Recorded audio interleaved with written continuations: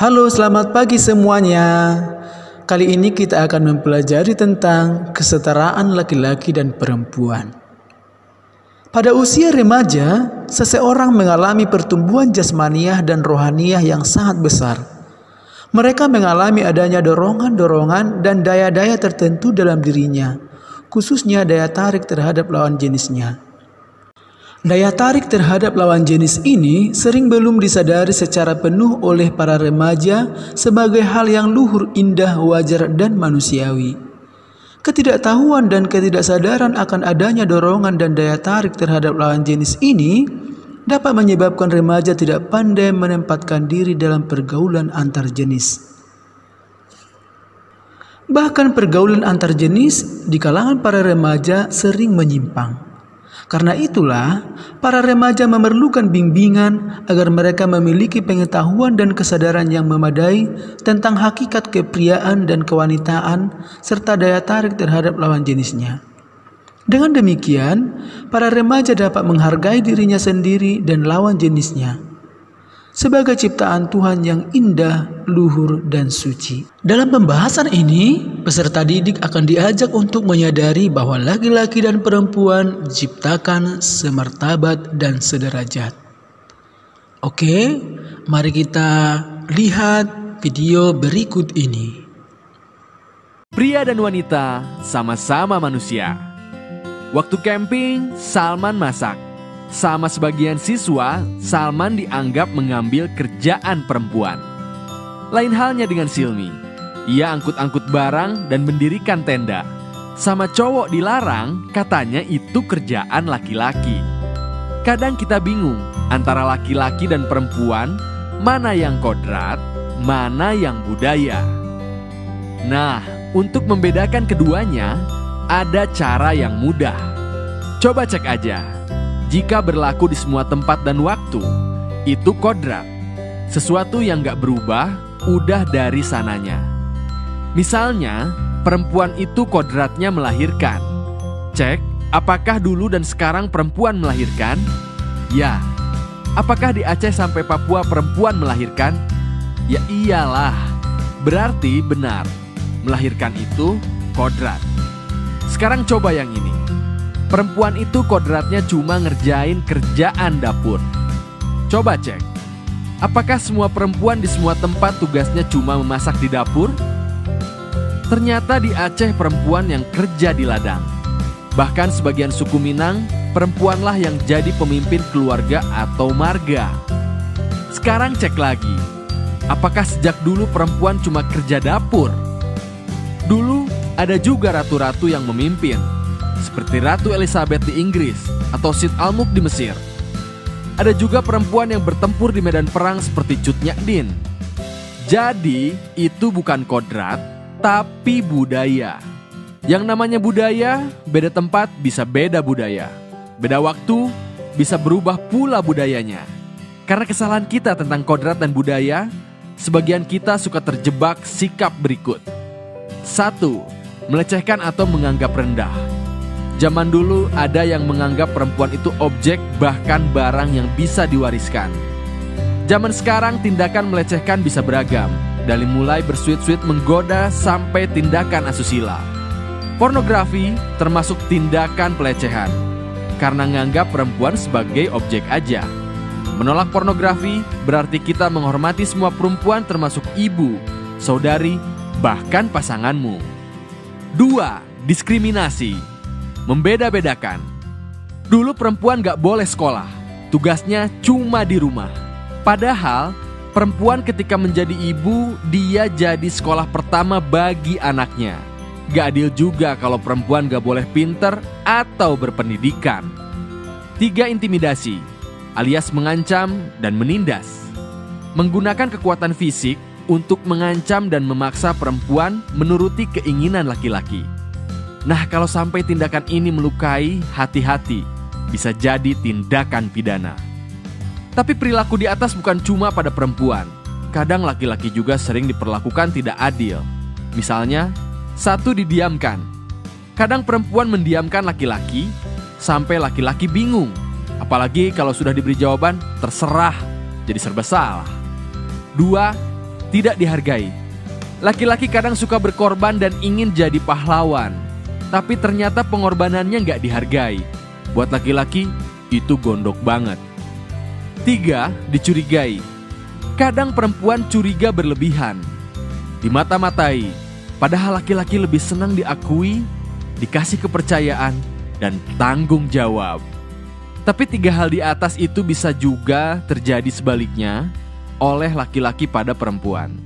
Jadi intinya baik laki-laki maupun perempuan harus memahami satu sama lain. Cari tahu bagaimana laki-laki dan perempuan merasa dihargai, lalu lakukan. Cari tahu juga bagaimana mereka merasa disakiti. Jangan lakukan itu, simpel aja.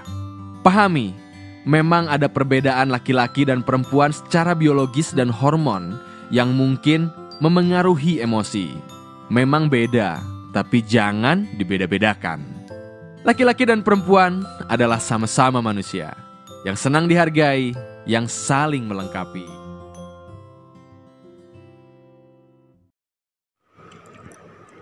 Nah, setelah kamu menyaksikan video yang di atas, maka kerjakanlah soal-soal berikut ini.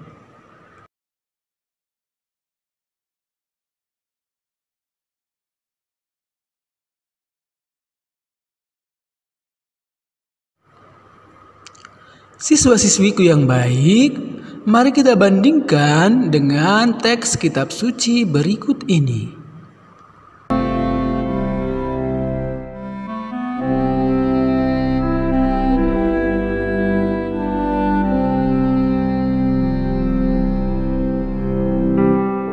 Tuhan Allah berfirman, "Tidak baik kalau manusia itu seorang diri saja. Aku akan menjadikan penolong baginya, yang sepadan dengan dia."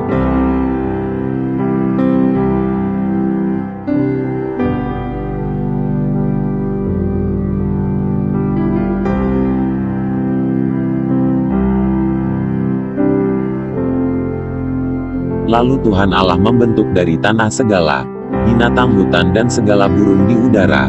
Dibawanyalah semuanya kepada manusia itu untuk melihat bagaimana ia menamainya, dan seperti nama yang diberikan manusia itu kepada tiap-tiap makhluk yang hidup, demikianlah nanti nama makhluk itu.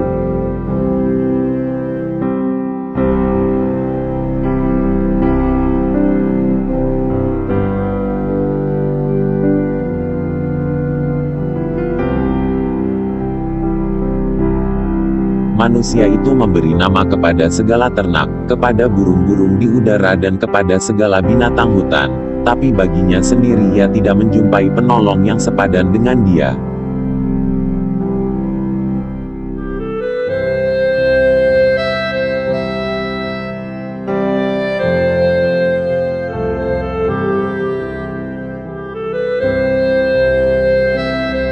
Lalu Tuhan Allah membuat manusia itu tidur nyenyak. Ketika ia tidur, Tuhan Allah mengambil salah satu rusuk daripadanya, lalu menutup tempat itu dengan daging.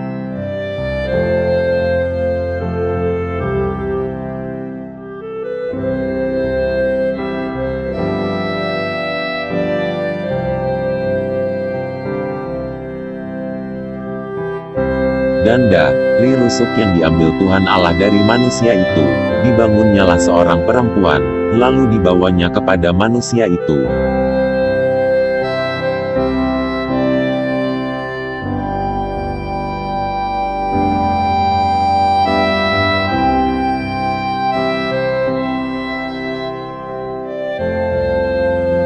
Lalu berkatalah manusia itu, "Inilah dia, tulang dari tulangku dan daging dari dagingku. Ia akan dinamai perempuan, sebab ia diambil dari laki-laki."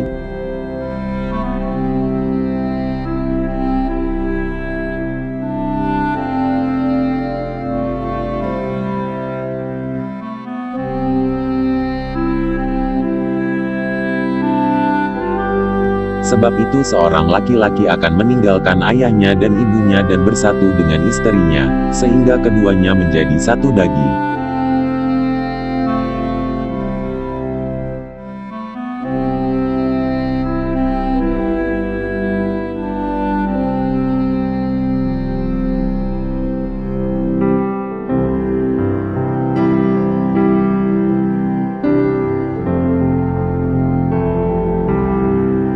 Mereka keduanya telanjang, manusia dan istrinya itu, tapi mereka tidak merasa malu.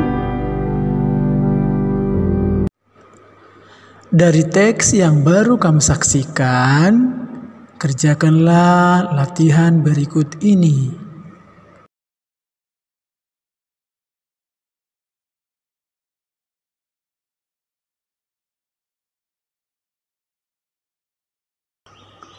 Banyak orang bila berbicara tentang kesederajatan antara perempuan dan laki-laki sering terbatas pada masalah pembagian tugas atau fungsi. Maka banyak orang begitu yakin bahwa kepala keluarga itu harus seorang bapak. Sekalipun sang bapak itu pengangguran dan yang berjuang mati-matian mencari nafkah sang istri, tetap saja bapak yang kepala keluarga. Ibu bertugas beres-beres rumah dan sebagainya. Banyak laki-laki ketika berbicara soal kesederajatan lebih berfokus pada apa yang seharusnya seorang perempuan perbuat baginya. Dan sebaliknya, perempuan berpikir apa yang seharusnya laki-laki perbuat baginya. Selama manusia berpikir seperti itu, maka kesederajatan sulit diwujudkan.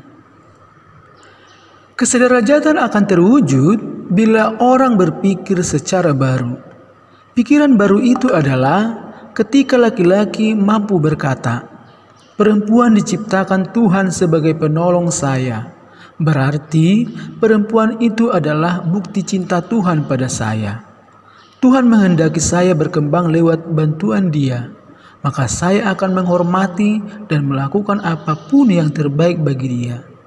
Bila saya menghormati dan mengasihi Dia, saya pun mencintai Tuhan. Demikian pula sebaliknya." Perempuan berkata, "Saya telah diciptakan Tuhan sebagai penolong Dia, maka saya akan menghormati dan melakukan apa saja yang terbaik bagi Dia, sebab hal itu merupakan wujud saya mengasihi Tuhan." Pikiran-pikiran semacam itu dapat diwujudkan melalui contoh berikut. Remaja laki-laki tidak akan merasa gengsi bila terbiasa mau membantu keluarga mencuci piring atau memasak. Panggilan Tuhan atas laki-laki atau perempuan adalah masing-masing berkembang dan memperkembangkan diri menjadi laki-laki sejati dan perempuan sejati.